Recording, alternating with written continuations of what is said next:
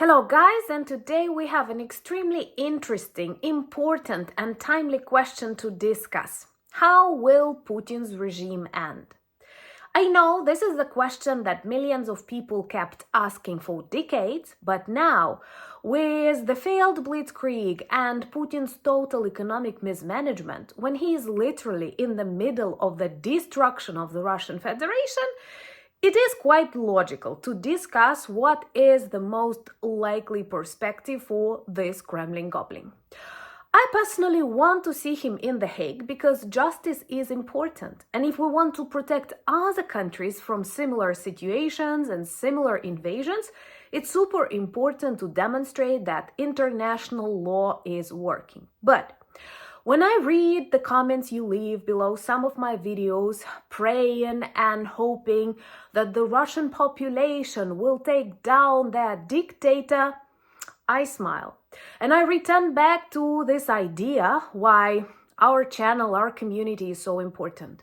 Living close to Russia in this part of the world, I understand their mindset and traditions way better than even very experienced political, cultural experts across the ocean.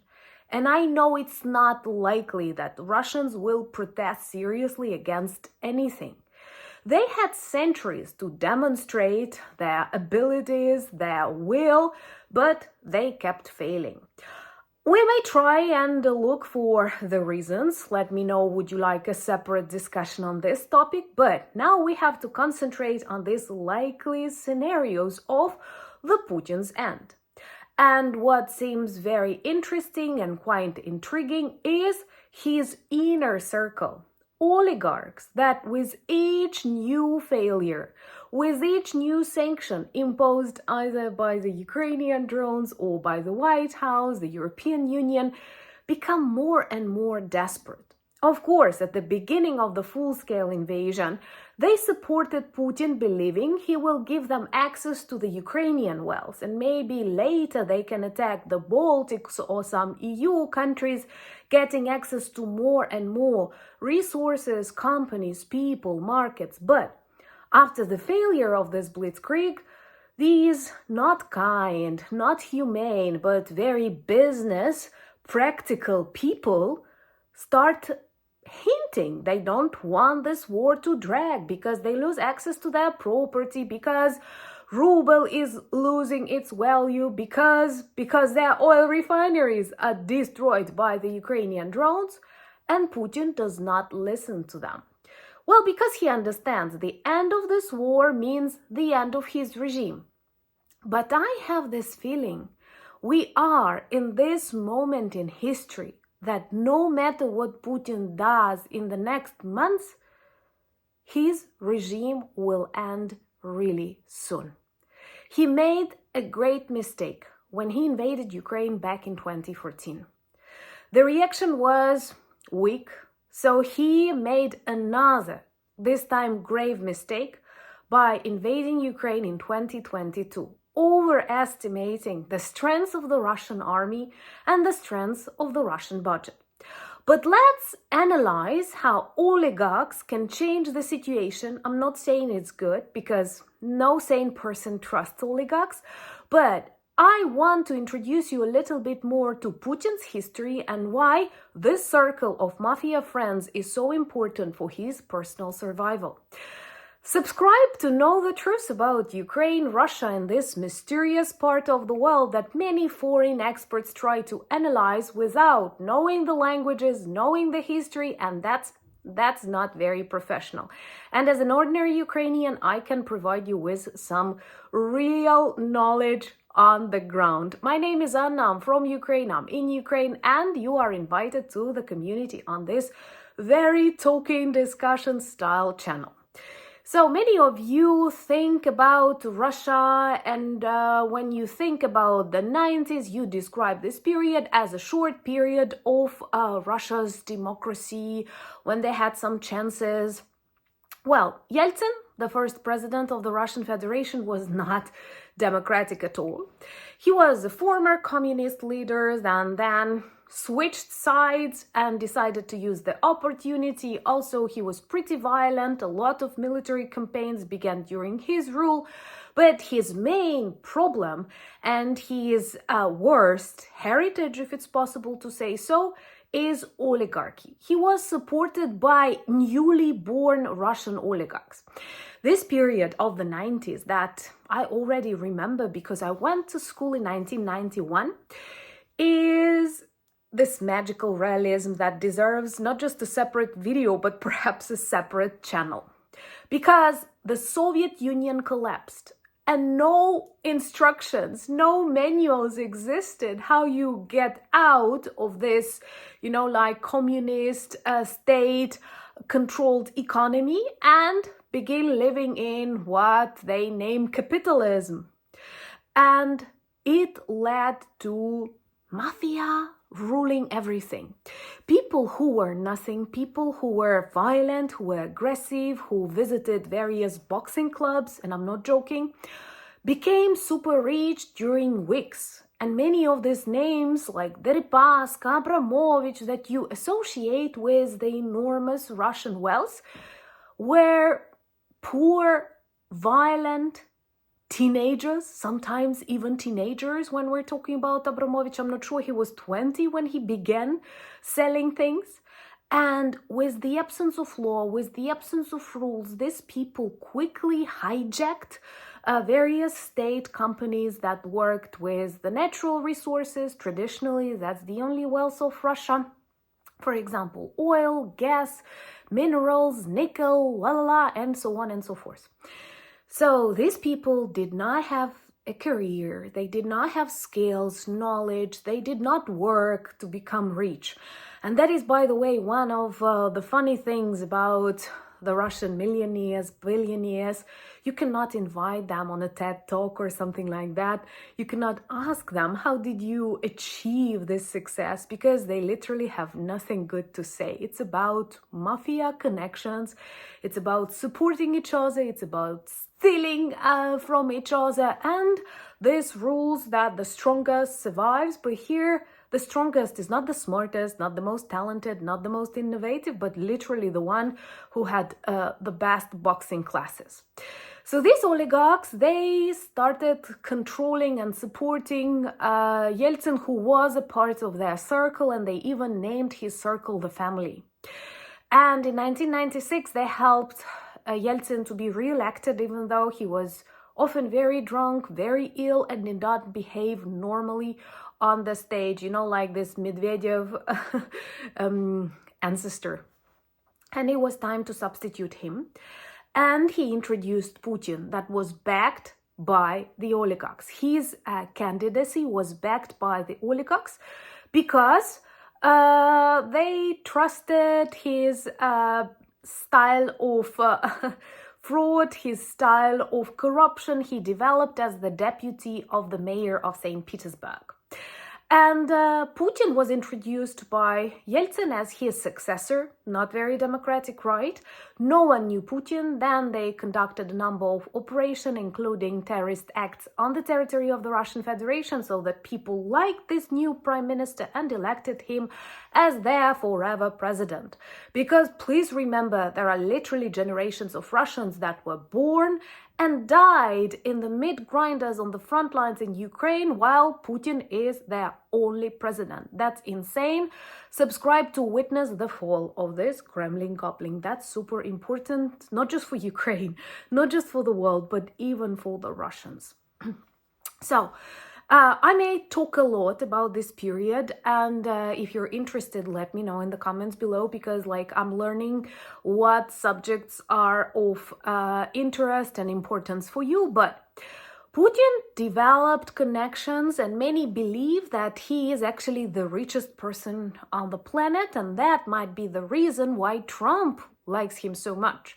Because maybe not anymore, I hope so, but this desire to communicate, to exchange ideas may be inspired by the fact that Putin possesses a lot, but he loses a lot. And people who supported him, who made friends with him, because in the world of predators there are no real friends, are now losing a lot of money. These companies like Gazprom, Lukoil, Rosneft, These are synonyms to abnormous Russian wealth, this fur coats and caviar and all this madness of a corrupt oligarch world. And now they are losing tremendous sums of money, and they are super nervous. Once again, at the beginning of the full-scale invasion, sanctions were imposed, and many of them were already dissatisfied because they lost access to their real estate. And many of them somehow prefer to live, on your territories, in your countries, with your rules, with your police, with your lifestyle. Surprising, right? They are saying that Russia is the best country in the world, but somehow send their children, wives, and lovers to the Netherlands, to France, to the United States, to Austria. Let me know in the comments below, do you know any Russian oligarchs, their children or friends living on your streets in your cities? That would be interesting to know. And anyway, they lost access to their summer houses, to their villas. Even Russian propagandists like Solovyov, he had a lot of real estate in Italy, in the United Kingdom, and now. But they could tolerate it, believing that they will get more after Ukraine surrenders, more countries start listening to Putin's desires. But the blitzkrieg failed, and they started getting more and more nervous because there were signals something went really wrong. And Putin, he is mad at this moment in history. And many European leaders, American leaders, intelligence specialists make this great mistake when they keep analyzing him as a violent, evil leader, but still normal. No, he is not. And his best friend, a person with the Ukrainian roots and the Ukrainian surname Cossack, yes, like those Cossack warriors, who lived in Moscow since the times of the Soviet Union, built his career in the Soviet Union, made friends with Putin in Soviet Union, and many claim was the inspirer of a war against Ukraine to get access to the wealth of Crimea, Donetsk, Luhansk, and then spend all this quarantine during COVID times together with Putin. He was like in his closest environment, like his best friend, talking about the Russian imperial character, inspiring everything. So that Dmitry Kozak, who was, and I have put down his position, deputy chief of staff, resigned in 2025 after numerous comments that we have to freeze the conflict, we have to stop fighting. Actually, if you translate it from the Kremlin into normal language, this means we are losing everything, stop before we totally destroy the Russian Federation. But Putin accepted his dismissal, and now that Cossack is observing how the whole imperial project is ruined by the Ukrainian armed forces and by your support. Thank you so much for that. In Ukraine, we always speak about this unity that exists, not always among our governments, but always among our people. And I'm privileged to have you in our community and to have our community, because it's all about community. So, we know names like Deripaska, that is one of Putin's wallets who helped him rise to power in the 90s and the 2000s. In 2024, he openly spoke about the need to stop the conflict, to stop the war. Abramovich, many of you know this name. He was the owner of Chelsea, and he was seen as a potential negotiator at the beginning of the full-scale invasion, Istanbul talks, which were simply Russian demands for Ukraine to surrender. And to tell you the truth, no one here in Ukraine supported this idea, even though Abramovich had a more European, more democratic look, like actually he lived all of his adult life in the UK. But it's not okay when you allow oligarchs, people who stole their wealth, who did not earn it, people who stole their wealth from the state, from the nature, from other people. It's actually very wrong to to allow such people to play politics. And yes, I had to stop the video because I had to sneeze and there were some things collapsing on my kitchen. You might have noticed that, and I kind of love this friendly atmosphere. And yes, it's November, and my personal tradition is to catch a cold in November. When do you catch your colds? So, Abramovich failed, just as this idea of Ukrainian surrender in Istanbul failed. And it's not okay. Once again, it's not okay to let these oligarchs and let these people who are literally criminals pretend they are diplomats, they are politicians, they are negotiators. And here in Ukraine, that suffered greatly also in the 90s after the Russian oligarchs wanted to extend their claws to Ukrainian resources. By the way, here we know that, and it might be an important topic to spread across the world. Many of this Russian money in the Ukrainian politics, Russian influence in Ukraine after the collapse of the USSR were dictated by these oligarchs who wanted simplified procedures, who wanted access to Ukrainian electricity grid, for example, to Ukrainian gas pipelines, and so on and so forth. So it was first a oligarch project, and then they invented Ruski Mir and other ideology to try and explain it as a defense of the Russian values. And the Russian values are steal everything you can and pretend it's yours. That is exactly how this group of oligarchs shaped Putin and shaped their own wealth. But right now, they are dissatisfied. They were prepared to sacrifice something smaller at the beginning because they were promised Ukraine will collapse. You have access to everything you want. And for example, that mentioned by Miko Zak, who decided to resign in 2025, he got access to a lot of wealth in Crimea, to a lot of businesses. And now he doesn't want that. He doesn't want that. And together with those ideologies I introduced you in our previous conversation too, they are begging Putin to stop. But they know him and they know he cannot stop. This is actually a very interesting political, historical, military moment. Because when he stops this war, his regime will collapse with millions of bloodthirsty soldiers that for the first time in their life had access to some money. Will he return them back, 1 million, to Russia?